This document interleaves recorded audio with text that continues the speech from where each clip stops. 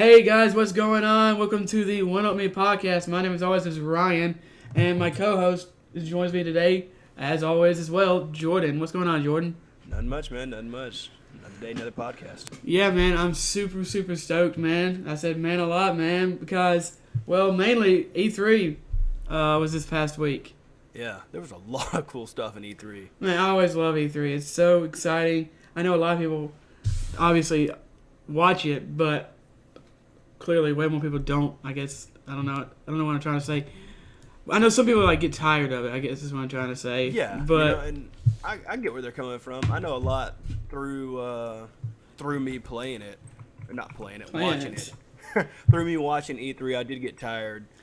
Some people are like, when's this game gonna come out? And, somebody's lying to us, blah blah blah. And I know some people in the games industry also kind of get tired, physically, from doing so much work. But I don't know. I'm always super excited about E3. Always love the new announcements and the new trailers and stuff. So that's going to be half of our topic. We're going to talk about E3. And then the other half of our topic is we're going to talk about, I'm not sure how we're going to word this, something like game services or how do you buy games, something along those lines. We're going to talk about Microsoft Game Pass, GameFly, that sort of thing. Yeah. The new era of getting your games, whether you buy them online, you download them, or you maybe even rent them or whatever. Yeah, exactly. So those are going to be our two main talk points today. But as always, we start off with what we've been playing. So Jordan, hit me with what you've been playing. Man, although I've been a part of some of these. Yeah, so I'm going to go in a wacky order, not the way I have it typed, but so the first one, I went and played some more Overwatch PTR. I played some Symmetra. Oh my gosh, that's disgusting. It is disgusting, some of the stuff people are coming up with. Although she does look like she's not as knowing no brain.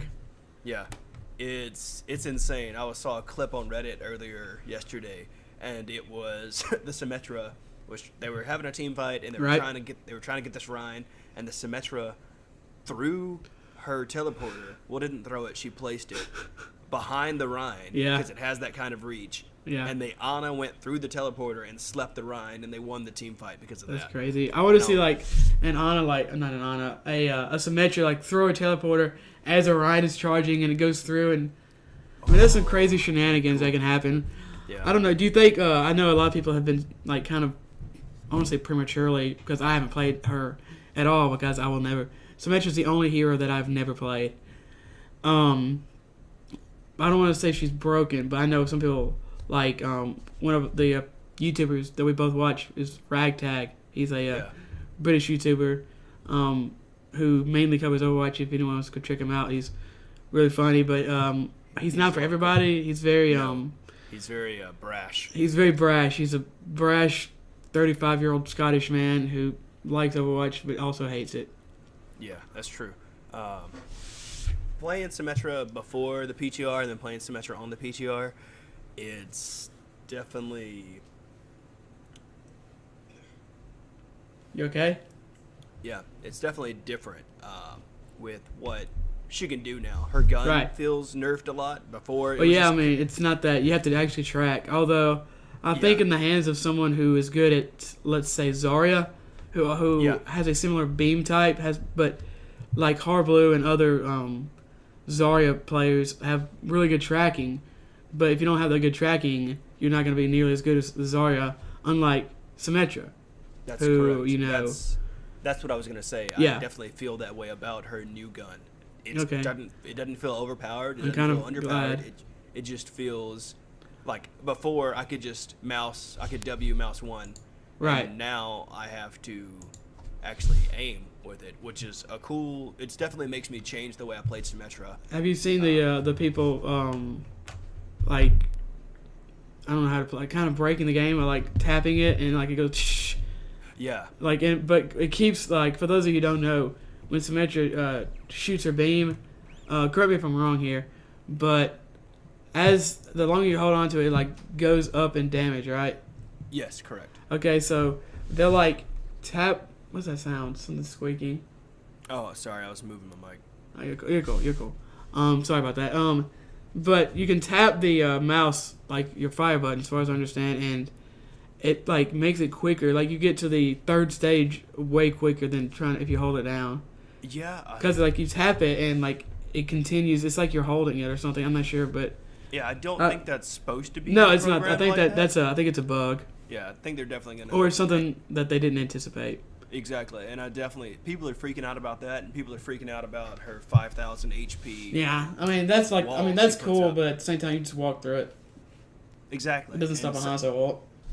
Yeah, and it's funny to see people. You throw it up, and people just kind of look at it. It's crazy looking, man. And I'm just like, I'm like, I don't think they know they can walk through. No, it's still insane to be like. Holy mother of like. Yeah, and it looks intense. It looks like she's doing some kind of crazy ninjutsu. Yeah. You know? Yeah, she looks like she's doing a shadow clone jutsu.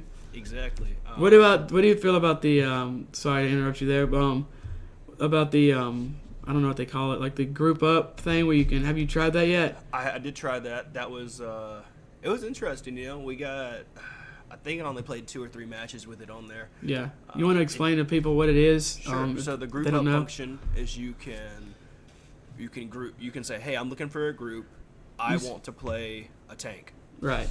And then it'll put you in the group, and it'll be like, hey, this group's looking for a tank, but it won't just put you in there. You have to physically go into the game and be like, hey, I want to use this function. It just won't throw you in there. Yeah, you have to like opt into it. Like there's going to be a section. It's still in the PTR as well. Mm-hmm. As far as I'm aware, I don't really get on the PTR, but you can like there's going to be a section that you go to opt into it, and then you can say I'm looking for like a 2-2-2 comp. Correct. And you can make it to where like they can't swap, which is kind of having some issues because what if something happens and you do need a third DPS, but you have 2-2-2. That is an option, but in an interview, Jeff was talking to someone, and it can't make you swap. It can't stop you from swapping. But there's an option correct that says you cannot swap. Yes, and I forgot how he worded it and explained it, but it physically won't stop you from switching a character. So it's a lie. Yeah, it won't kick you out of the group or do anything like that, because Overwatch is about a game of team building, so you have to be able to switch on the fly. They can't take that mechanic. So why does it say you can't swap? I'm not sure. I forgot how Jeff worded it. I know it's pretty much like. So say if your tank wanted to switch to a support, I'm pretty sure they could, because we had people do that in our game and it was fine. I know he was like, it should balance itself out because since this is going to be a situation in which everyone on the team is more than likely going to want to win and play as a team. If you do some shenanigans, you're going to get like voted off immediately, and you're going to get reported by everyone on the team. And that's correct. And you're going to have a 0 rating. There's going to be like a rating system, so you can you don't want somebody with less than a 1, basically. I don't want to spend too much time on this, but I just thought it was interesting to talk about because this is kind of a huge deal, honestly. Yeah. I'll talk about that rating system real quick. Just from my perspective, it feels really good to be able to vote for a teammate and be able to be voted upon. Yeah, you can't vote for the same thing. You can't vote for the same teammate once a day, right? Yeah, once a day, or I think it's like once in 12 hours or something. So say if we queued up together, I couldn't keep voting for you. Exactly. So you can't boost your friends or whatever like that's that. That's good. But it is a good function. It made me feel really awesome. good to get, instead of just upvote me on this card for doing the most damage, just like, hey, you were a really good shot caller, or you're a really good team player, or exactly whatever the third one is. And so that was really cool. I like those quality of life changes. Yeah, I'm super excited. I don't know how much I use it, but I know some people are worried. I don't want to get too into it. I just thought there's a lot of tendrils go off. What the hell was that?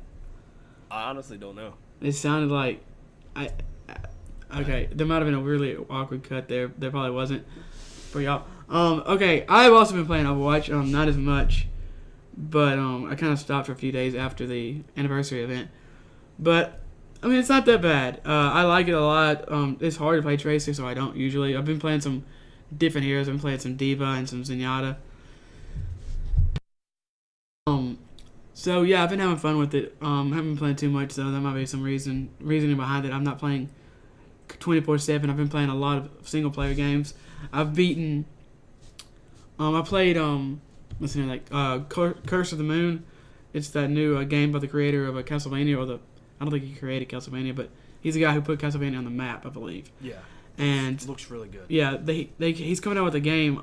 It was on Kickstarter, but a few weeks ago, I think it was, he came out with another game that was a Kickstarter like stretch goal, and it's like a 16-bit, I think it is 8-bit, I think it's 16-bit throwback game. It's like super reminiscent of old Castlevania games. It's really cool. I beat that. I beat Dishonored, and I beat Bloodborne in the past few weeks. So I've been like pumping out the single player games, and I'm really enjoying it. As I said last time on the Shame Game episode, I've been playing Resident Evil. I'm still playing that, putting a few hours into it a day or more. I probably played 6 hours yesterday. Nice. I feel like I'm getting close to beating it, but man, I'm a little stumped where I am. I just got I think it's called like the Spencer Mansion key. And then I got I don't know. I'm like, man, I feel like I'm so close, but I'm missing a few pieces of the puzzle. But I'm really, really enjoying it. I can definitely see why it's a classic. It's a great game, and I'm super excited about the RE2 remake, which we'll talk about later in the show. Yeah. So a game that I started playing again this week is Warframe. I've heard a lot of good things. If you haven't played Warframe, I can't say more good things about this game. And it's a free-to-play game, and I just randomly loaded it up, and I was like, I miss being a space ninja. I'm gonna be a space ninja. I got another friend who wants me to play. Granted, this game, and I love MMOs. I love games like this, but this game is so overwhelmingly deep, and I still don't know what I'm doing on it. And I've been playing it since I had an Xbox One, so I've been playing this game off and on for 3-4 years. Yeah, they've got a really crazy development cycle. If anyone's interested, look that up. Yeah, their development team is awesome. The community is beautiful. This game is phenomenal, but it's like a free, non-microtransactional, in-your-face Destiny kind of. And it's an awesome game. So I got on there and I tried doing some missions. I failed a whole bunch of them because I have no clue what I'm doing, and I don't know how to use any of the systems, and I don't want to take time to jump and dive into this game. Very nice. But the missions that I did do and I did succeed at were really enjoyable, and I felt rewarded, even if it was like a super simple, escort this person from this part of the map to the other part of the map, kind of a mission. And I got you. I think I'm going to start playing that some more. Yeah, man. Super casually. I see here that you as well have been. I just talked about my shame game. Looks like you have one of your shame games on your list that you've been playing. Yeah, I bought it yesterday and put about. Oh, you bought it yesterday? Oh, that's right. You texted me about it, didn't you? Yeah, you did. Yep. Yeah, I bought it yesterday, and I only got to this was before Valve did chapters. They're just they just have titles. So I made it to halfway through chapter 2. If you want to call it that. The chapter thing's always been weird to me, yeah. Yeah, these don't have it's not like chapter 1, whatever, chapter 2, whatever. It's just it just pops up on the screen. Yeah. And says different names. And so my shame game that I started playing is Half-Life 1. Yeah. Woo! Man, this game. You like it? I know you were talking about how it looks. It hasn't aged well or something. It has not aged well. And I always thought it looked kind of okay. I mean, I've seen a lot of video of it. It looks better than Final Fantasy 7 or something. That's true. It looks horrendously bad. For me, what I was wishing is a lot of the things I tried doing in different games, I wanted to be mechanically in this game, which obviously it can't because the games I'm playing nowadays have new age. I mean, from what I understand, Half-Life was I keep saying I apologize, but Half-Life was very influential in the FPS space. It was, and it's beautiful. I just got to the part where Gordon gets his crowbar. Yeah. And I'm trying to make my way out of Black Mesa, and it brought back a lot of feelings. Man, I've heard all these terms, and I've just never played the game. Yeah. So I can give you a short synopsis of the game, which isn't really spoiling anything. Yeah, I mean, you can give the synopsis for anybody who hasn't played. That's true. So Half-Life is based on a guy whose name is Gordon Freeman, and he's a scientist at Black Mesa, which is like Area 51 style place. It's in Black Mesa, New Mexico, and he's having a bad day. He's late for work, and he runs through. You got to run through the lab he works at, and everyone's like, "Hello, hello, how are you? Blah blah." It's like, "Oh, you're running late today, aren't you? Mr. Freeman." And he's like, "Yep, I'm running late." And then he's doing a test, and the test goes horribly wrong, and it brings in some, I'll just say, critters. Some of those crab heads. Yep, some of those crab heads, man. Oh, good, you know what they're called. Yeah, those things are. They look terrifying. They still creep me out. Like, they're still creepy. Yeah.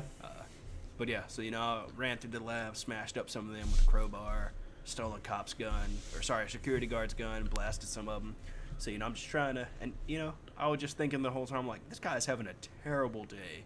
Like, he was late for work, then he got sass-mouthed by the scientist, and he just can't catch a break. And then I was thinking about like Half-Life 2 and like the in-between games they made and stuff, and I'm like, Gordon just has a bad day, man. He's just having a hard life. Like, that's man. But yeah, it's definitely. I mean, I've heard a lot of good things about it. I just never played it because I was never a PC gamer. I love it. I love it to death, but I really hope there's a remastered edition because I want to see it. I don't think it's gonna happen. I don't think it's gonna happen. Valve gives a crap. I don't think they do either. They're still making money off of it. I mean, they are starting to make games again, so there's a chance. Let's move on to the last game. That's actually on both of our lists. Jay, oh my gosh, Jordan. Too many J's. I know, right? And me, Jordan, and Jake, who's been on the podcast, all got Sea of Thieves a couple days ago. We started playing that. It took us a while to download it. We got it with Xbox Game Pass. But that game is really fun. It's so stupid. It's just, like, I don't know how fun it would be alone, but if you get a group of friends, it's really, like, stupid. And we kept, like, Jordan kept screwing stuff up, and we had to throw him in the brig. Yeah, I don't shot us. Oh my gosh. He does like a mechanics work, okay? Jake was holding a barrel of gunpowder. We were like all in this room together putting supplies in it, and Jordan takes out his gun and just shoots the barrel of gunpowder and kills us all. I was using the gun to point to show. Why would you do that? I don't know. Oh my we have already talked about this. This kid, I swear. But that game, it's like, I know Jordan is super excited about Skull and Bones. I am less so. Yes. Because what I like about pirates, I mean, I like historical pirates and how they came to be and everything. But my most favorite like pirate-esque thing is like the goopy pirates and like the mystical crap, like One Piece or Pirates of the Caribbean, or like El Dorado. I know that's not really pirates, but like it's they kind of like happy-go-lucky, mystical, like that kind of sky pirates and that kind of stuff. That's what I like about piracy. Like Treasure Island. Exactly, I love that movie. It's a good movie. Like, and if the game is colorful. The game is gorgeous. Like the water. Yeah. It's probably the best looking water I've ever seen in a game. It's pretty good. It's like it flows. I was thinking that too. I'm like, because the pictures and stuff don't do it justice. I was like, this game is stupid. It looks ugly. And then I played it and I'm like, I always thought it looked good. I mean, the pirates, the character models are intentionally ugly. Yeah. But now that I played it and I can actually say I gave it a chance, it's actually really fun. Like, yeah. I think people have been a little bit hard on it, but at the same time, I understand that it is a little lacking, and they have announced they're going to continue to support it. Yeah, and it's like a very niche community. I'm sure there's some people that only want to play pirate MMOs, kind of a thing. Yes, they've been lacking for a while. That's the only thing they want to do is play a pirate MMO light. The game is just super stupid and super fun. You can get drunk and throw up on your crew. You can attack other pirates. You can shoot. You can, get thrown off the boat and get attacked by a shark. We got attacked by a freaking kraken. Which was insane. It was so, like, terrifying. We were just sailing through the sea, trying to go get some chickens or something, and just the freaking tentacles just burst out of the water. I was like, holy crap. That thing is huge. Oh, yeah, it's massive. And I was just like, huh. Yeah. Just for anybody that wants to know, there's nothing for you to do in the brig. Like, there's nothing. It's punishment. You just sit there. It's a jail cell. It's not fun at all. I don't like it. Boy, you better put your phone on mute. It's a new phone, man. I'm still learning how to use it. Oh, my gosh. I guess. We got some good news this week, though. Oh, did we? Yeah. Who? Wait. No, the news. Wait. News section. Oh, I thought you meant we're like. Oh no. Like we got some good news. Like we don't have any news. Like we got free Xboxes or something. No. The good news is we're still making episodes. So, but no. I guess that was weird. I did. News, man. Okay, I understand what you're saying. This is your story. Go ahead. Thanks. So we talked about this a couple weeks ago on the podcast. This is from PC Gamer that anybody wants to look it up, and as always, it'll be in the episode description. We Happy Few out in August. Microsoft acquires developer Compulsion Games. The game looks dope. So I saw this like a couple days ago. This isn't on the PC, I'm gonna be pissed off though because I really want to play it. Let's see. You ain't gotta check. I mean, it's in PC Gamer. Well, I mean, it was released on Steam. So yeah, in 2016 for early access. So yeah, they're not gonna take it off Steam. Yeah. So it'll be available from. They increased the price from $30 to $60. Oh, that's gross. Yeah. But that's really gross. Yep. Why did they do that? More money? Don't know. I guess so. I don't really want to spend the time like trying to research that during the podcast. But I'm excited about this game though. I'm glad it's coming out. Microsoft definitely needs some more first party stuff because their first party has been lacking to say the least. I mean, besides Sea of Thieves, Crackdown 3 got delayed again into 2019. Mm-hmm. That game's probably not even going to be that good. I mean, what have they had? Like, nothing. They have had almost nothing. Nothing. Like, you can probably count the number of games, like first party great games, like on one hand, maybe. It's crazy. PlayStation's just been destroying them in that category. And that's one. That's one of the big reasons that they're outselling the console-wise. And if they're not careful, like the Switch is going to catch up to them probably. It honestly probably will. Yeah, most definitely. So yeah, I'm super excited about that. I think Jordan is too. Yeah, this next one, I was just going through my Twitter and I remembered we followed each other. They didn't ask me to do this. I just like clothing and video game stuff, and so I wanted people to know about Mango Milk. It's Overwatch-inspired merch. You can follow them on Twitter at Shop Mango Milk, or go to their website, which is Shop Mango. I tried to type in Mango Milk, and I accidentally typed in Mango Milk. Oh no! Don't do that. Oh my god! So they only have a couple apparel options right now. They only have about 150,000. No, not that many. I was gonna say they only have like 7 T-shirts right now, and only like 3 hoodies, and a couple mugs. But they got the classic Overwatch-inspired shirts like Nerf This, Keep Calm, and Tracer On. I hate Nerf This. Nerf This. Go die in a hole, Diva. They got Overwatch-inspired mugs. The classic I Need Healing. I need healing. Yeah, and so I thought this was pretty cool. I figured some Overwatch fandoms, gamers would enjoy this. This is kind of cool. They're based out of they Canada. have mugs. Yeah. This is pretty cool, I'm not gonna lie. Yeah, I'm probably gonna get that self-medicating Mercy mug. That looks kind of cool. I need healing and some coffee. Yep. This is pretty good. I like mugs and whatnot. So I like mugs and whatnot as well. I don't know, maybe we should follow them. I don't know. Yeah. So we can follow them. We'll check them out later. Yeah. Let's see. So Cyberpunk 2077 trailer confirmed. Oh my gosh. Okay, I haven't actually. Wait, is this the trailer that they released at E3? Yes. Was it? That game looks so good. So we can talk. I could do a whole podcast about this episode. Yeah, I didn't. I mean, I've been excited about this game for a while. I didn't think it would have microtransactions. Like, there was no way it was going to have microtransactions. So I love the way they're releasing information about this game. So this is. You mean not at all? No, they are. It's just in secret. Oh my gosh. So freeze frame of the Cyberpunk 2077 trailer.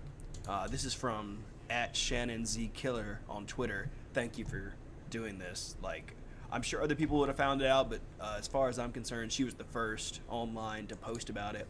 And if you freeze frame the trailer, you can click on you can see the image, and it talks about. It's all jumbled up and kind of distorted, but it asks. It's like a Q&A. And question number 4 is microtransactions? ? And their answer is in a single player role playing game. Are you nuts? And it's. Oh yeah, I see this.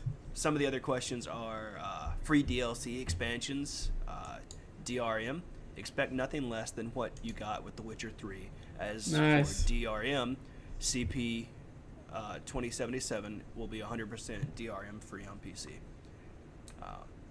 And so it's really cool that they threw this in the trailer, and I got some more information to talk about. They had a lot of stuff in there. They did. It's. I remember. Cool. I caught the tail end of Microsoft conference, and like as Phil Spencer was talking, and he went, like it went dead. I was like, "Is this Cyberpunk 2077?" It's like, "Yeah!"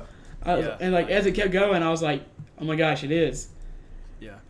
So for this game, like I think, like I'm at my like end point. I don't want to know anything else more about the game. I mean, we basically know nothing really.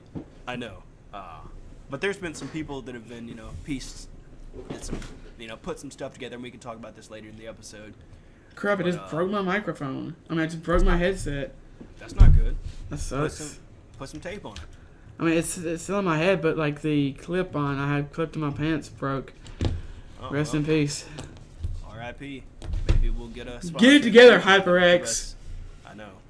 So I'm pretty cool. I'm pretty excited about this one. I randomly saw this. Like I haven't seen a lot of people talk about it, but Nintendo's having an E3 sale, and it's for all the peeps that are in the upcoming Smash game.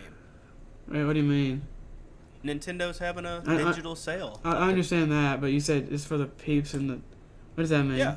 Super Smash Bros. Is back. Celebrate E3 2018 by checking out these select digital games that help make some of your favorite fighters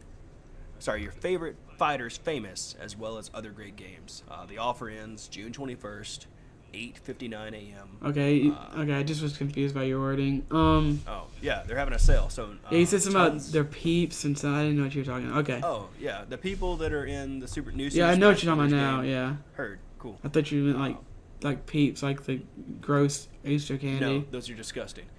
But a lot of these games are on sale. Like Breath of the Wild's on sale for instead of $60, it's $44 US. Mario plus Rabbids Kingdom. Good game. Battle Golden Edition is on sale for $43. A bunch of games are on sale. There's even 3DS games on sale. Oh man, second with 3DS. We're going to link this in the description. You guys can check them all out. Put some honorable mentions that are on sale. Ocarina of Time 3D is on sale for $15. Oh, man. You go pick that up. Yeah. Earthbound is on sale for $6.99. Nice. If I didn't already have it, I would pick it up. Exactly. I think I actually have 2 copies of that. Yeah. The honorable mentions on the Switch side of things is I know a lot of people love Overcooked. The Overcooked Special Edition is $11.99 right now. And they announced Overcooked 2. You got to get your skills in for Overcooked 2. And Golf Story right now. That's a good game as well. Man, that's a good game. I need to go back and finish it, but that's a good game. Yeah. Really weird, quirky golf RPG. Is on sale for $40 right Splatoon now. or Splatoon 2? Yeah. Sorry, Splatoon 2. Holy crap. I got to get my original Splatoon on when I'm in the 3 people that are still playing that. Yeah. But yeah, there's tons of awesome sales right now. You got more than enough time to mow some people's grass or, make a lemonade stand or however you want to make money. Don't make a lemonade stand. You'll get kidnapped. Don't. That's true. But however you want to make money. This is really good lemonade. And the offer ends June 21st. As we continue like our, I guess, E3 themed episode here, we got another announcement that Skull and Bones got a 2019 release date. Jordan is like super stoked on this game for some reason. Yeah, so I've always kind of had a thing for pirates. They're really cool and just interesting. You know, the beards, the interesting hair, the ships, the sea. The fleas, the scurvy. I think it's just because it's like an abnormal thing. You know, like everybody, can drive a car or whatever, but not everybody can have a ship and sail the sea. I've never heard anybody plunder people. Everybody has a car, but not everybody has a ship. I mean, like, yeah, it's cool, man. I'd totally be a pirate if it. I mean, yeah, but I'd like to be, like I said, I'd like to be a pirate in a fantasy world, but like real life pirates, you're probably gonna die when you're 30, and everyone like is gonna like spit on your grave. That's true. I got 5 more golden years. I can be a pirate for 5 years. Then you're gonna get spit on. Yep. You're gonna get executed. There's no gum powers in real life. I know. But yeah, Polygon wrote this article, and it's just a quick little ditty about Ubisoft Singapore, and they talk about just a bunch of different things for the game. I like Ubisoft. Also, I mean, I think it a little too much crap, honestly. They do. But, they kind of bring it on themselves. For people that don't know, Skull and Bones is a game about fighting like a pirate. It's like a realistic version of Sea of Thieves, basically. Exactly. And in this interview, they go into a little more in-depth about the PvP side of things. It's called the Hunting Grounds. Wait, it is? Yeah. Oh, my... Continue. I'm sorry. I gotta go check something out. Yeah, it's called the Hunting Grounds. Okay.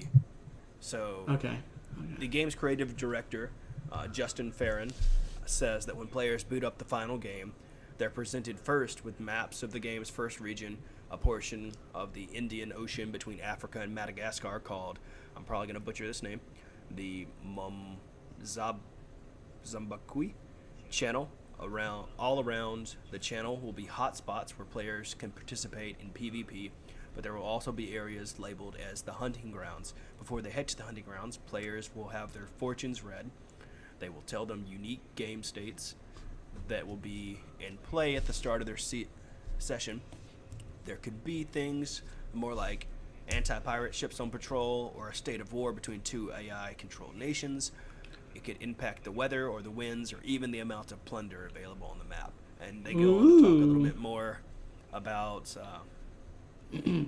the game and whatnot. But the most interesting quote is that I've seen is he said, "You're going to be able to decide how you want to take on those challenges that are important to you. Your goal is to become the pirate that no other pirate can take down. The king of the pirates." Exactly. You can do that by working your way up the food chain, building your pirate gang, recruiting a deadly crew, recruiting the people who are going to help you fuel that progression. And it's pretty cool.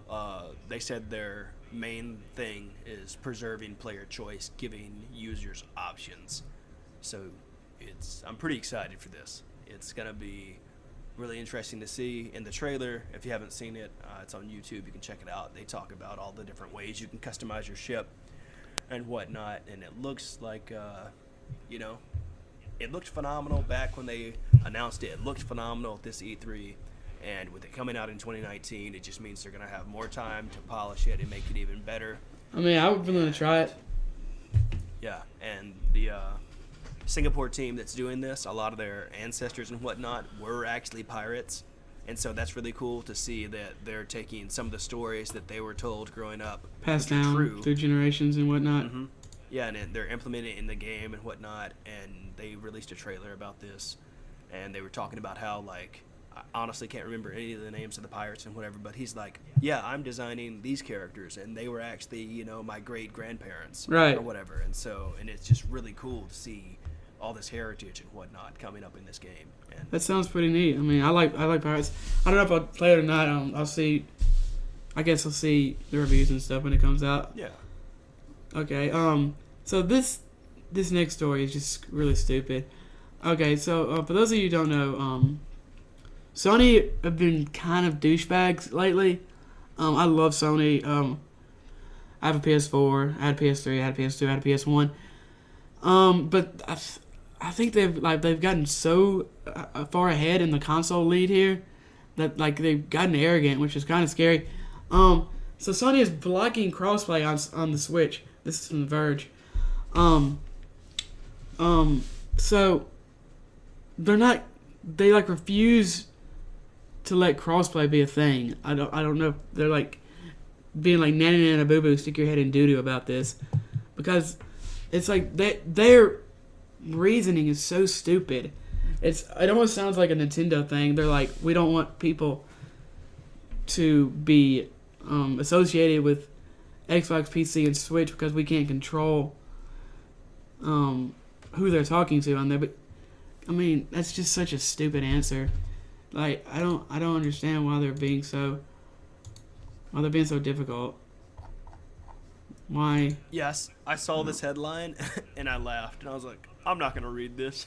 Fake news. It's not fake news at all. Like, it's I know. real. I just thought it was silly. It is silly. It's childish and silly, just because they're winning. Like, so I guess the article talks about like how Sony doesn't want to have any association with any other company that might bring them down. I don't know. I don't know why they're being so childish. It's ridiculous. I don't play Fortnite, but there's no reason for crossplay to not be a thing on a game that is across so many ecosystems. It's ridiculous. It really is. It's especially, at least make it crossplay with PS4, Xbox, and Switch.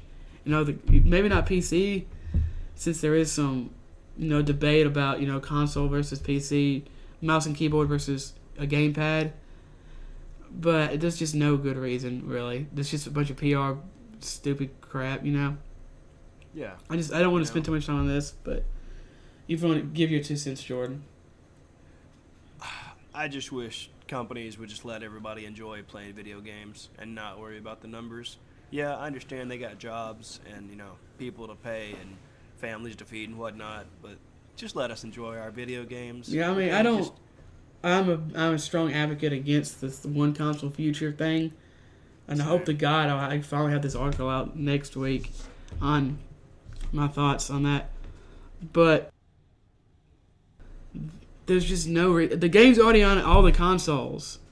There's no reason except pettiness that's stopping this. There's no actual reason. Sony's giving some BS PR stuff, but the real reason is they're being petty. Yeah, at the end of the day, all these companies should just work together to better the future of gaming. Because, if Nintendo, Microsoft, and Sony, and, all the other wonderful PC people, if they would just all come together and be like, not necessarily share technology, but just collectively share ideas. Just don't be assholes. That'd be the thing. Exactly. Just be nice to each other. We're all making or we're not all, but they're all making video games, trying to help the industry and whatnot. Just help the industry. Don't try to, screw somebody over just because they sold more consoles than you, or this, that. Yeah, I mean, it's ridiculous. It is. I'm gonna actually get mad if we spend too much time. So let's go ahead and move on. The Xbox Game Pass is only $1. That's pretty happy. Yeah, that's pretty dope. If you don't know what Game Pass is, it's Xbox Game Pass. It's a gaming service, I guess you'd call it, kind of like PSN, except you download the games, you don't stream them. So the connection, if your connection is not strong, you might have trouble streaming a game, but you might be able to download it. It just might take a little time. Yeah, I had heard about this, but I didn't really do any research in it until Ryan told me about it. And the officials, I guess, like on their website, it says over 100 games, one low monthly price. Xbox Game Pass, over 100 games, new Xbox exclusives, one low monthly price. Like if you have an Xbox or maybe even a PC, because some of these games are playable on PC. Exactly. If you have an Xbox One, there's no reason not to get this. Unless you own all the games, and there's a lot. It's like the Gears of War games, Sea of Thieves, State of Decay 2. I don't know if State of Decay 2 is on there or not. It is. I'm looking at it right here. Rise of the Tomb Raider. Like, the Halo games are on here. Apparently Zoo Tycoon. That's cool. Super Lucky Tale. Gears of War 4. The Banjo games are on here. There's a fantastic lineup of games on here. Like if you have an Xbox One, unless you just cannot afford it, which I can understand because I might cancel after this $1 a month. There's no reason not to get this. It's a great deal. Yeah, and they're always adding tons and tons of games and whatnot. And as an Xbox Game Pass member, you can save up to 20% on Xbox One games purchases from existing Xbox. Yeah, like games like Cuphead and Forza Motorsport 7 are all on sale. There's probably more than that. State of Decay 2 is that always? I don't know if it's always $30 or not. Ark Survival is on sale. Let's see if I can find anything else. I don't want to spend too much time on this, but Final Fantasy 15 is on sale. Killer Instinct is on sale for $9. That's crazy. This is a great deal. Yeah, it is. And $10 a month. Yeah, like all these little $10 here, $10 it there adds for up. services and whatnot. It does add up. But if you want to just try it out for a month and see if you like it, $1, that's not too bad. No, it's a pretty great deal. Before we move on to our we kind of have two topics, but actually, let's go ahead and keep on talking about this. Okay, so sure. Our topics are gaming services and E3, like I said at the top of the show. So let's continue talking about gaming services here for a moment, like Game Pass. Go ahead and start out with continue Game Pass for a second. I just tell you exactly what it's about. After the month of $1, it will go to $10 a month if you can't afford that. Just wanted to make that clear. It is $10 a month, and not if you own a PC. Not all the games are playable on PC. That is correct. And pretty much you get all the power and processing that you need for gaming and winning and whatever else, and you just get to play it on your PC, which is very convenient, because your Xbox might be in your living room and your PC might be in your office, and you don't want to have to lug your Xbox in. It is true. You could kind of use it as like a Steam machine kind of deal. Yeah, If it on the games that are playable. And there's tons of great games. Cuphead, Age of Empires, Forza for you people that like racing games. Like these are all discounted, or a lot of them are. Another service that I used to use a long time ago, but I haven't, just because it's a little too expensive for me, is GameFly. I think I used it once. Really? Yeah, I don't remember what game it was, but I think I used it. You only got it one game with it? Yeah. Man, I had this service for probably a couple of years. You can start a free trial. They have games pretty much every. I mean, they say they have games for pretty much every console, but they only have limited PS2 games. There's a list for Game Boy Advance games. Oh my gosh, I need to sign up for this. They have Kingdom Hearts Chain of Memories, Pokemon Rescue Team. Oh man. Spyro Orange. That my game might have been garbage. I don't remember. Right. It was pretty bad. Yeah, it's a pretty cool service. Honestly, I think somebody might have bought them recently. I'm not sure. I feel like someone did. But it's a really cool service. Our friend again, Jake. I think he used to have it, but he recently canceled it. I think he did too. But GameFly is pretty cool. It's really cool to think about all the different ways. You can get games nowadays. It's not just go to Walmart or Best Buy. You can go to the brick and mortar store, but there's also, like we said, Game Pass, and you can buy it through Amazon. You can download directly through PlayStation or Xbox or Steam. So there's services, like we said. Apparently, there's something called Shadow that Jordan found. Yeah, so this is a company I've been following for a couple months now, probably half a year, so it's more than a couple months. But they're the first high-end computer accessible from any device with the internet, and it was hard for me to grasp what it was when I first heard about it. I was like, what, you just connect to your device to the internet and you can play games? What? But the way they describe it is Shadow's the only computer that improves over time. Always upgraded, always upgradable. Shadow runs Windows 10 on the latest hardware, meaning extreme power with protection from hardware failures. And so you get what they call a Shadow box. You can't buy it right now, but the price for that would be, I think, $100, $139.95, or you can rent it, which is $9.95 per month. But what it would do is it sends you a little shadow box, which is basically a computer, and then it would connect to the internet, and that would connect to their service, right, which would allow you to play games. Very interesting. Yeah.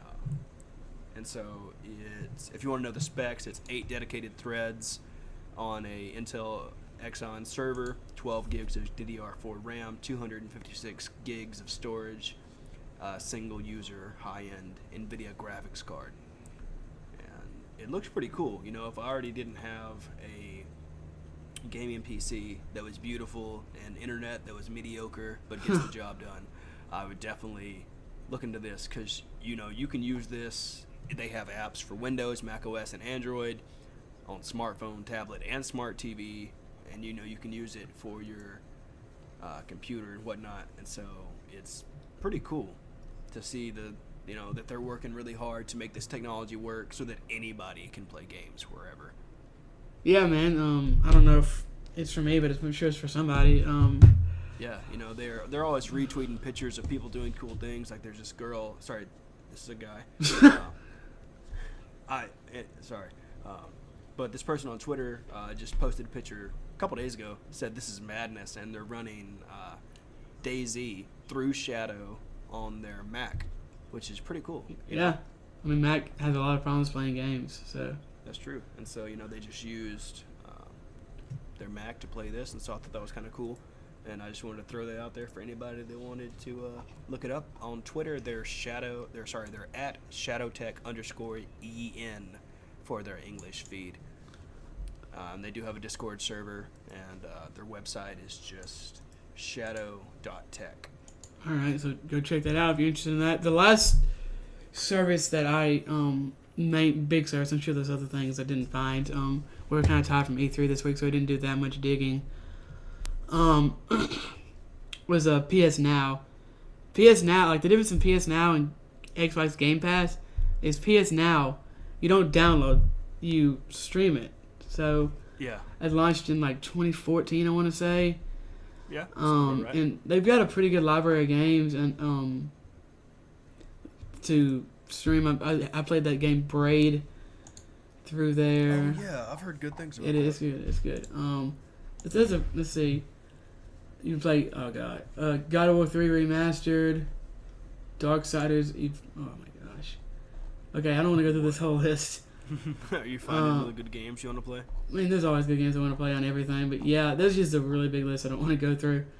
Broken Age is a great game. Resogun. Wait, no, this is PS Now. What the heck? Are you looking at the wrong thing? No, yeah, that's right. Yeah. That's right. I was thinking of PlayStation Plus. Because some of these games have also come to PlayStation Plus.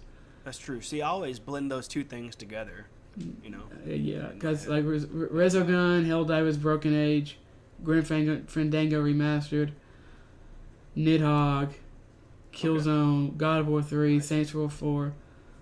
Like, there's some really good games, and there's like a list much bigger than that. Just wanted to throw that out there if anyone's interested. And you don't have an Xbox, maybe you want to try it. The PlayStation equivalent. It's also it's I think it's it's more. I think it might be a little more expensive. Yeah, I think it's like $10 a month. I think maybe more. I think it's more than that, honestly. It might be $20. Oh, that sounds a terrible idea. But yeah, these prices are definitely always low, and you can enjoy PlayStation Now whenever you want. Oh, and Xbox. The Xbox Game Pass recently announced an E3 a special that includes things like The Division, Fallout 4, let's see, Elder Scrolls Online, Mega Man Collection 2.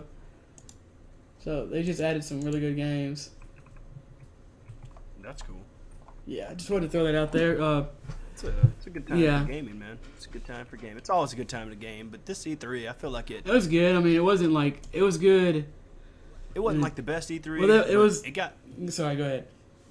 It got me excited for a bunch of things. I know a lot of people were really pissed, and they were really disappointed. People are always pissed. I know you can't make everybody happy, No. but for me personally, this E3 was great. You know, I got a lot of cool stuff to look forward to. Me too. Super excited about Spider-Man and Ghost of Tsushima. How did I forget about that one? You forgot about Spider-Man? I did. I feel bad now because I love the Spider-Man games. It comes out in a few months. It comes out really soon. I'm excited for that. You can't play it though. I know. I need to just go buy a PS4. Yeah, just save up and get one like at the end of the year or something. That's true. They'll probably be on sale. You probably get some kind of a Christmas holiday deal thing. Buy a Christmas bundle or something. Let's talk about E3 though for a second. Sure.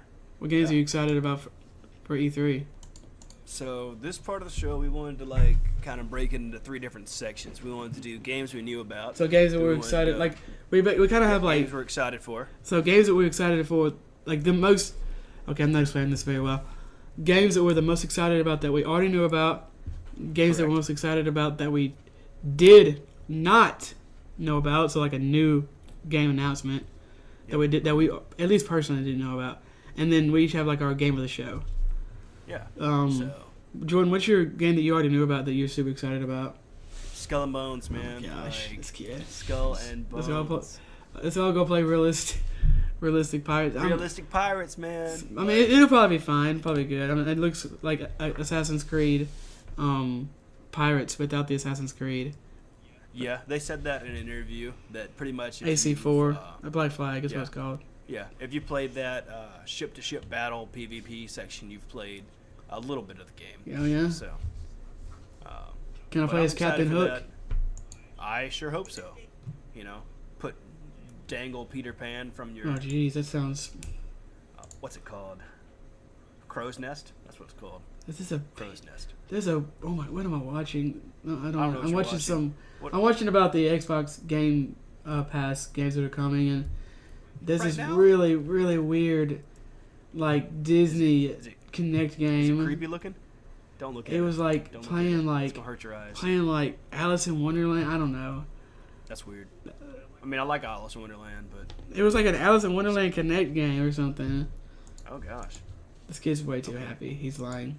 He's not actually happy. Oh my gosh! This Mickey Mouse is dead inside. What about the game that you knew about and that you're excited about? Cyberpunk 2077. Boom. You know, I was gonna put that on my list, but I wanted to have some controversy during this. You gotta have a little controversy. I didn't like The Last of Us. We know. I know. I gotta have a little controversy. I'm thinking about going back and playing it though, because The Last of Us 2 looks great. You know, Ellie is gonna be the only playable character. I don't care. I just read that on an article, and I'm like, that's cool. Who said? PC Gamer. Oh, they're pretty reputable. So you know it's true. Okay, that might be right. I don't care though. I mean, at this point, man, I've read so much gaming news and whatnot that I'm gone cross-eyed. Cyberpunk 2077 looks amazing though. I caught the end I could not for some reason get E3 to come up on my phone, and I finally got to work at the very end of Microsoft's conference, and I saw like Bill Spencer talking, and then the lights cut out, and there was this big oh my gosh, there was this big red text and stuff on behind him, and I was like, is this Cyberpunk 2077? There's no way they were revealing this on Microsoft stage, which I guess it makes sense because they kind of got in bed together with The Witcher a little bit. I was like, holy crap, this is Cyberpunk 2077, and like the longer it went, I was like, yes, yeah, and it looks great. I'm super excited. I think I'm more of a fan of like high fantasy like The Witcher, but man, this looks fantastic. Yeah, I'll definitely talk more about Cyberpunk a little later. A little later. We also, new games. Yeah, we also have like our games that we did not know about that we got hyped for. I just went, Jordan. You should. I will bow and let you take your turn. Okay. Shadow of the Tomb Raider. I honestly have only played like a couple Tomb Raider. Did you play the new ones? I have not played Rise of the Tomb Raider. No. I swear. I know. I'm a bad gamer, man. We all are. But Shadow of the Tomb Raider, what really got me wasn't the graphics, wasn't the soundtrack. It was the combat style. Oh yeah. It made me feel like you were a human predator. Yeah. And I'm like, that was pretty cool. You know, some of the takedowns and whatnot. You look kind of like a big cat jumping through the jungle and stabbing people. Exactly. Stabbing people. Something I did do, I yelled at the screen a lot during the gameplay trailer, and I was like, I would have done that differently. Don't do that, do this, and I was like, that's gonna be fun to be able to. Oh yeah, definitely. Do different takedowns and execute things differently. I need to go back and play those games. I played them a little bit, but I never got that much into them. So yeah, I think they're pretty cool. I just try not to burn myself out on games like that too much, because if there's like a action adventure style aspect in another game, I don't go play another one because I know I'll just get burnt out on that genre. So it's on my list. It's not on my shame games list, but it's on my list games of games to play. Games to play. I understand that. Lord one day. What about you? I saw this and I'm like, Ryan's gonna be excited for this. Yeah, this is awesome. I'm kind of confused a little bit on what to do about this. Resident Evil 2 is getting like a remake or remaster, and it looks insane. Oh my gosh! This is probably my favorite Resident Evil. It's coming out on my birthday next year. Oh man! Yeah, and Kingdom Hearts is coming out 4 days after my birthday. Oh man, I want to talk about that a little bit. Kingdom Hearts. So I was gonna put this in the news section, but I decided not to because I would rant about it. But Kingdom Hearts, they are getting a PS4 bundle if you want to get that. I don't believe it's for pre-order yet, but the game is actually for pre-order digitally and on GameStop. Of course. If you buy the bundle on PlayStation right now, you get 1, 2, and 3, or you get the bundle, and when the game comes out, it'll be automatically downloaded to your system. Or you can spend $230 and you can get the deluxe edition. Yeah, just do that. Which comes with some cool figures that are the Toy Story inspired artwork. I'm gonna cry when I play that level. Yeah, I'm probably gonna somehow figure out a way to get the deluxe edition with the figures, and get the Kingdom Hearts edition PS4. Oh yeah. So, yeah, I don't know how, but I'm gonna do it. You start saving up a lot of money. I'm pretty much gonna save a lot of money for everything next year, because with moving and video games and whatnot, I'm pretty much just gonna save money. There was also a speaking of Kingdom Hearts, we have Frozen, Wreck-It Ralph, and Tangled are all gonna be involved in that. We all know, the big, I guess, new world is Pirates of the Caribbean is coming back, which is kind of weird, but kind of cool. Yeah, I tried forgetting that it was in the game. I think Jack Black, not Jack Black. Jeez, I think I wish Captain Jack was played by Black Jack. Funny, that'd be awesome. He's like Kingdom Hearts. Yep. But what's his? It's Johnny Depp. I think is actually in the game. If I'm not mistaken, and he was not in. He did not play Captain Jack in the second one. But I think and I tried forgetting that world existed. No, but that's not. Wasn't Riku supposed to be the original Keyblade holder? Yep. That's what I thought, but then he was a douche. Yep. And nobody liked Keyblades don't like douchebags. Remember that, kids. If you want to be a Keyblade master, you don't be a douche. This one's like, true. I want to play Kingdom Hearts and grow to be Sora.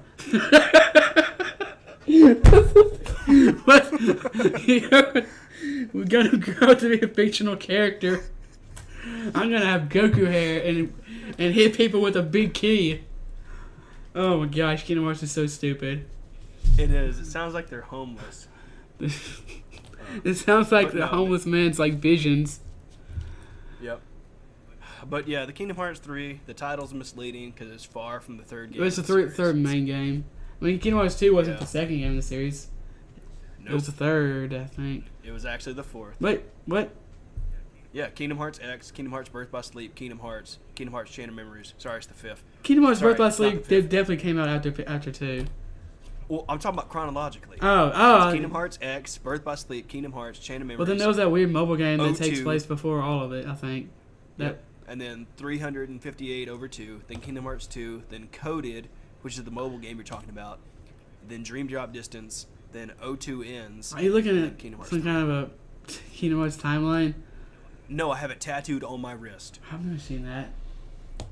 Yeah, I covered up with makeup so nobody makes fun That's of me. probably a good thing. Let's move on from this horrifying, whatever this thing was. Okay, we're going to have to talk about it again for a second. What was your game of the show, Jordan? Cyberpunk 2077. 100%. All right, tell us why. Tell us why. What? Tell us why. Okay. That was not very good. I apologize. So... Even though I know it's lies. Yep, that's lies. Choice and consequence is huge in the game. I like that. The story is personalized by the character. It's made by an amazing studio. Yep, CD Projekt Red is great. Yep. They spelled Project weird, but... It did. Night City is like a combination of San Francisco and LA smushed together, which is really cool. The city looks really, really interesting. The Witcher was horizontally huge, and Cyberpunk is vertically huge. So you can go up. Yeah, you know that you can enter buildings, mega buildings exist with multiple floors, multiple areas to explore in a single building, kind of a thing. There's not going to be any level scaling. There's going to be like 2 forms of XP, core XP, and like main missions. Then like street cred, which you can get from side missions and stuff. Right. That sounds interesting, though. Seriously, I'm being an idiot, but yeah, that sounds interesting. I know. And so there's different... I like that you can switch between third person and first person while driving. That is cool. And it just looks awesome. There will be romancing options. Oh, confirmed. Sexy. Yeah. Yep. And I don't know. It just looks like literally everything I would want in a game. I know I've been ranting and raving about Skull and Bones and whatnot and Pirates, but Cyberpunk is like literally everything I want in a game. It looks cool, the soundtrack's cool, it's beautiful art-wise, and everything hadn't been spoiled for me. Yeah, I can watch. There's basically no like story beats and out. Be excited for it, and I won't just be like, well, I know the ending of the game. Do you even know what the character looks like? So, I don't think so. Awesome. So, it's interesting. There's a bunch of different damage types you can do. Physical, thermal, EMP, chemical, and different stuff like that.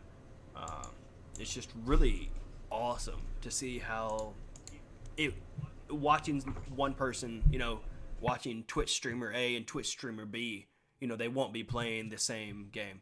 You won't have to worry about, spoiling something for yourself on this person's stream while watching this person stream it, because they'll both be playing the same game, but they'll both have different outcomes. Yeah, I got you. Yeah. I mean, that's kind of like an RPG. Yeah, obviously an RPG.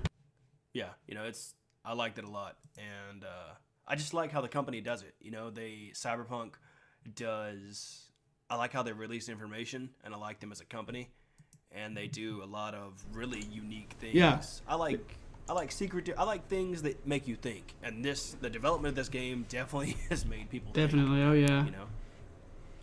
So my game of the show is Kingdom Hearts 3, which we just talked about a lot. So I won't spend too much time on it. The game looks gorgeous. Like I said earlier, I'm probably gonna cry when I shake Woody's hand to Sora. The combat looks amazing. I've heard nothing but good things about it. It's everything. It looks like it's everything I've wanted, plus more. I mean, the Disney ride, mechanic looks amazing. The new summons are cool. The Ariel and Simba summons both look amazing. It looks like it's going to be more streamlined, but also have more stuff in it. So, yeah, honestly, when I saw some of those transformations and whatnot, I didn't like it. Really? At first. Yeah, at first I was like, this is stupid. It's not Kingdom Hearts. And then I was like, no, they're adapting. They're making the game cooler and better. And now that I went back and watched it, and I'm like, okay, these animations are sick. They're gorgeous, man. The battle. I just didn't like how it would act mechanically in a battle. Is what I didn't like about it. But now that I've seen it a little bit more, I understand, and I'm like, that makes sense. I like it. So I'm super excited for this game. Like I said earlier, I keep going back to earlier in the episode, but it comes out 4 days after my birthday. I am very, very excited about this game. It's, some people were asking me, they're like, you're not you don't seem very excited for this game. I'm like, no, I am. I'm just at peace now because it's finally has a release date. I know it has a release date. Yeah, it was pushed back a little bit, but I'm okay with that. I've already, trudged through gross parts of the Miyamoto. internet. I think it was Miyamoto who said a bad game is bad forever, but a delayed game has a chance to be better. So that's true, and so it's just really cool to see that it's finally out. It has a release date. It's not 2018, but I'm okay with it. It has a release date. Oh my gosh, I'm so excited. The more I talk about it, the more excited I get. Like the day that's all I'm gonna play. Yeah. I'm gonna play it start to finish, and life is just gonna have to be okay. When's the last time you played Kingdom Hearts, like 1 and 2? Oh my gosh, probably years, man. Yeah. Like I haven't played Kingdom Hearts in a long time. I beat Kingdom Hearts 1 a couple years ago. I need to go back and do it to 2 again too. So yeah, that's my thing. I want to go back and play 2 again. And I'm not going to go play the other ones on all the systems, but I'm going to watch the cutscenes and remind myself of the story. I might pick up 2.8 so I can play like through Aqua's story. I would definitely recommend that. It's a good story. But yeah, so you want to get in to read some of these? Oh yeah, we got a couple of emails. It's from Cody. He just gave us some ideas for future episodes, like talk about the good, the bad, and the ugly on developers and publishers. Long-running game like the successes, like Final Fantasy, Halo, Assassin's Creed, stuff like that. Games that that you wish you had sequels and stuff. So like a good little list here of some good ideas for show topics. So I always appreciate that. Definitely see some ideas on here that I'd want to use. You got something too, Jordan? Yeah, sure. This one's just titled Cody Rage. He's a long time friend of mine. I'm not gonna read all this because he shares some personal details and whatnot, but I'll just sum it up by saying this is after he listened to the episode we did about do video games make people violent. Yeah. And he was just talking about how people shouldn't put themselves in situations that they know they're going to be triggered or have a potential trigger by. Right. Interesting. So they should, just how people should be more responsible about what they allow themselves. Oh yeah, you need individual responsibility. Exactly, and that's what he's saying throughout this whole email about how he knows he won't. I'm sure he's okay with me sharing this, but he knows he won't play a certain video game because maybe some of the outcomes he does, maybe some of the choices or whatnot that need to be done in the video game to help the story progress might be different than his particular personal in real life moral codes. I mean, yeah, that's literally. I watched a video on that. I feel like I'm talking loud. On that game. Oh my gosh, I'm blanking. It's I think it's got Nathan. Oh my gosh, I'm sorry, I'm blanking on anything. But in the game, it's a shooter, and Uncharted. No. Oh, sorry. Yeah, it's the same. It's the same actor that plays him. But I'm blanking on everything right now. But you end up like killing like innocent civilians, and I saw like a video like you don't know you're gonna do it. Like you drop a bomb and it ends up killing innocent civilians because you were given false information. And like the only way to not do that is to not play the game. Like it's to put the game down. And it's kind of like in real life, the only way to not do that is to like put the whatever down, the gun, even like put down like stop. Don't say those words you're gonna say. Sometimes inaction is the best action. Maybe. That's true. He sums up his email by saying parents need to pull their heads out and tell their kids no. That's why there's a rating system. So quit being an ignorant retard and don't play the games. And don't play the games and blame your kid for acting a certain way when all you're letting them play is GTA. Fortnite's not even rated E. Like there's guns and like killing in that game. I know it looks goofy, but it is the Hunger Games. Or before that, it was Battle Royale. The original. Exactly. So like maybe just take some responsibility on for yourself. I don't want to. So that's a whole new episode here.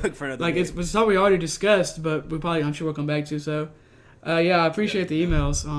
Definitely brought us some great points, and everybody send in all your emails. All of them. Yeah, all of them. As always, you can reach the show at... Having a brain fart? Oh, my God. Yeah, I am. Actually, before we do this, our intro and outro music is Heatley Brothers, 8-Bit Passion, on YouTube and Twitter. You can find the podcast on iTunes, Google Play, and YouTube. And you can feel free to interact with us on Twitter. Leave a like, subscribe, yeah, rate, review, comment, all that stuff. All of it. All it. Don't even listen to it. Just like it, baby. Just subscribe. And also I'm not listen. Gonna say I'm opposed to that. Just do both and like break into your friend's phone and like subscribe on YouTube and everything. Yeah, we do appreciate all of our wonderful listeners. I've kind of become addicted to looking at the stats of the podcast and whatnot. Even if no one was listening, we'd still do this because it's pretty fun. Doing research and talking to Ryan and whatnot. And actually, man, I'm hungry though. I'm not gonna lie. I'd like some water. It'd be nice. Nice people, steak. Some people lately, they're like, this, that, and the other about the podcast. And I'm like, look, we're not professionals, okay? We've been doing this for 10 episodes. I am sorry we're noobs at this, okay? We suck! Yeah, and we're okay with that, and I think that's why, at least that's what I would like to think. People listen to podcasts for all sorts of other reasons, and I think that's why people can find a home in our podcast, because we're just two friends that enjoy games, and we got some cool microphones, and we know how to click record, and that's about it, And it's relaxing, casual, but we give you good information. And as always, you can find the podcast at One Up Me Podcast. Check your messages. Okay. On my phone? Okay. What, you didn't send me. Boy! Yeah. Oh, gosh! It's the Mickey Mouse without a soul. I'm putting this on the, on the tweet. What is it called? No, not in the tweet. I'm going to put it on the thumbnail for this episode on YouTube. I'm going to cut it out and put it in there. Yeah, I'm going to try, like I said, to finish that article this week or next week on like the one console future or whatnot. If you want to check that out, it should be on Medium under Juggernaut and on that Amino Apps under Juggernaut as well. Check that out. Yeah. Appreciate everybody for listening. Yep. You can interact with the podcast at One Up Me Podcast on Twitter. Use the hashtag One Up Me Podcast. You can email any questions or topics, likes, dislikes. You can email anything you want to oneupmepodcast@gmail.com. As always, you can find Ryan. Yeah, you can find me at Ryan Divisions. You can find Jordan at Swaylock on Twitter. Spell that in the description. Yep. And as always, play on. Do do do do do do do.